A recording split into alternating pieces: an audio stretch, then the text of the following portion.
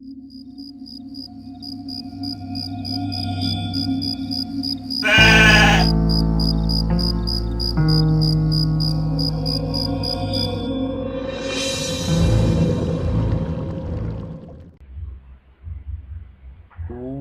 back once again to the Imaginary Gallery. It's TJ, and this will be the Narcissist Bag of Tricks. And I will be taking some information from this same book, In Sheep's Clothing, Understanding and Dealing with Manipulative People, by George Simon Jr., PhD. This book I've used all over the place, but I figured it fits in the Bag of Tricks series because, well, you'll see why.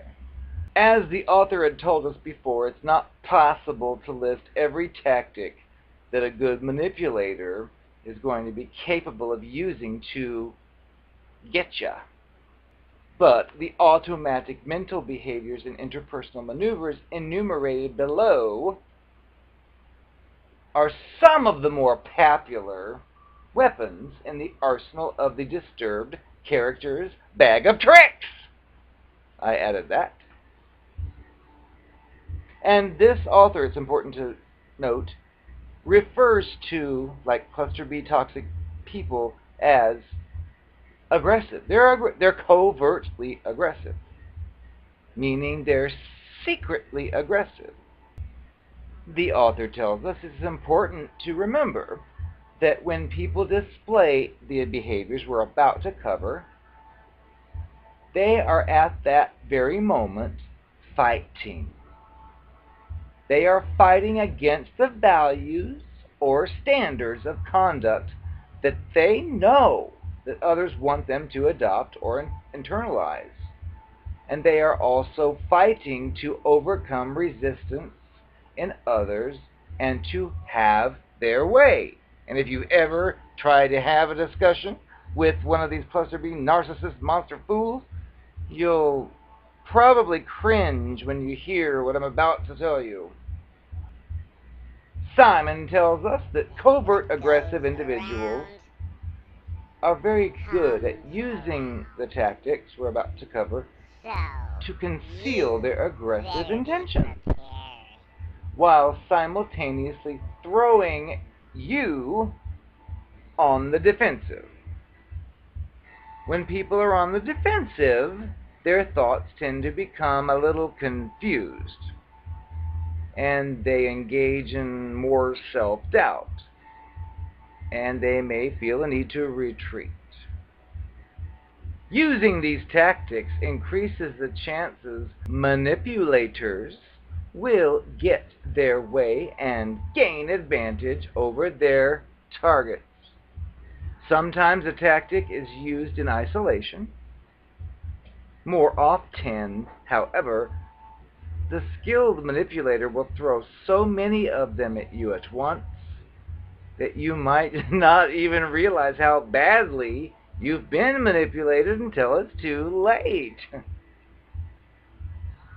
So we're going to begin a list, which will probably be split in at least 2 episodes because there are too many. So for this part 1, minimization. This tactic is a unique kind of denial coupled with rationalization. When they use this maneuver, the aggressor/predator is attempting to assert that his or her behavior isn't really as irresponsible as someone else may be claiming.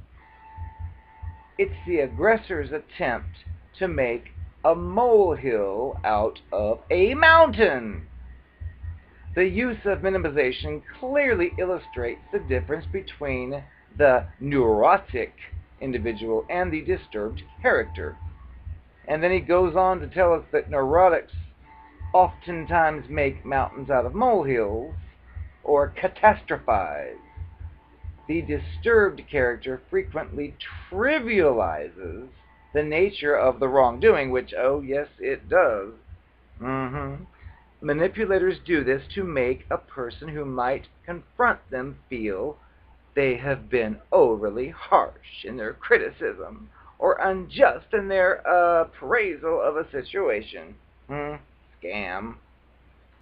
Next, we go to lying. And Dr. PhD Simon says to us, it's difficult to tell when a person is lying at the time that they're doing it. Fortunately, there are times when the truth will out because circumstances do not bear out someone's story. But there are times when you don't know you've been deceived until it is way too late. One way to minimize the chances that someone will put one over on you is to remember that because aggressive personalities of all types will generally stop at nothing to get what they want, you can expect lying and cheating. Another thing to remember is that covert aggressive manipulators are prone to lie in subtle, covert ways. Someone was well aware of the many ways that there are to lie when they suggested in the courtroom that the person's required to tell the truth, the whole truth, and nothing but the truth. Manipulators and other disturbed characters have refined lying to nearly an art form, and yes, I must agree. It's very important to remember that disturbed characters of all sorts lie frequently, and sometimes just for sport, and lie readily, even when the truth would easily suffice, which is one of the things I dealt with. Is like, why did you waste all those weeks and months on this retarded argument when you and I both knew from the beginning what the truth was? But they do. They're retarded. There's another one. Lying by omission. It's a very subtle form of lying that manipulators use. So is lying by distortion, Hillary Clinton. Manipulators will withhold a significant amount of the truth from you, or distort essential elements of the truth to keep you in the dark. And the author states that he's treated people who have actually lied really strongly by reciting a litany of true facts. How does somebody lie? By saying only true things? They do so by leaving out facts essential to knowing the bigger picture or the whole Sandy Hook story. But one of the most subtle forms of distortion is being deliberately vague. And he says it's a favorite tactic of these manipulators. They'll carefully craft their retarded stories so that you form the impression that you have been given information. But they leave out essential details that would have otherwise made it possible for you to know the larger serial mom truth.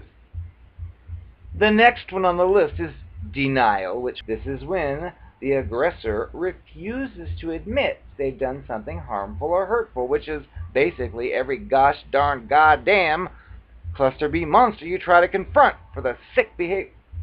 Anyway, it is a way that they lie to themselves as well as others about their aggressive intentions. This "who, me?" tactic invites the victim to feel unjustified in confronting the aggressor about the inappropriateness of its behavior. It's also a way for the aggressor to give him or herself permission to keep right on doing what it is they're wanting to do. And he tells us again that this denial is not the same kind of a person who just lost a loved one and just cannot bear to accept the pain and reality of the loss that's about to happen. That type of denial is mostly a defense against unbearable hurt and anxiety. The tactic of denial is not primarily a defense, but a maneuver that the predator-aggressor uses to get others to back off, back down, or maybe even feel guilty themselves for insinuating the monster's doing something wrong. Heard that one, it didn't work. The last one we'll cover for this particular video will be selective inattention or selective attention. Simon says that this is when aggressors actively ignore the warnings, pleas, or wishes of others, and refuse to pay attention to everything or anything that might distract them from pursuing their agenda. Often the aggressor knows full well what you want from him or her when it starts to exhibit this "I don't want to hear it" behavior. By using this sickening tactic, which I've experienced it way too many times, the aggressor actively resists submitting itself to the tasks of paying attention to and refraining from the behavior you want it to change. He moves on to say that some children who have been labeled as having attention deficits are children who overutilize selective attention as a manipulative device and a primary means of avoiding responsibility. These children show an incredible capacity to focus and maintain attention on any task or situation they find pleasurable or stimulating, or in some kind of way desirable. Yet, whenever they're asked to hear something they don't really want to hear or do something they'd rather not do, they will redirect their attention to almost anything else. This is especially true when an authority figure is stating, "Do this. You must do this." All they have to do is hear that kind of talk and they'll start fighting it through their inattention.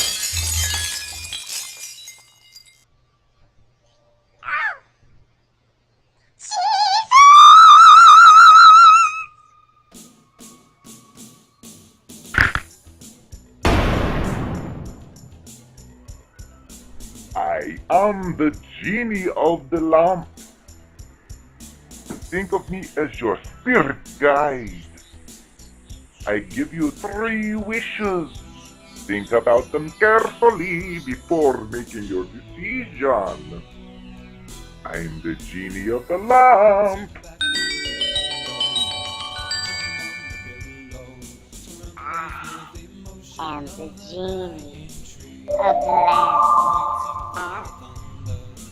I'm the only genie from the lamp that matters. You can't trust a male genie, but I'm a female genie. So, you can trust me.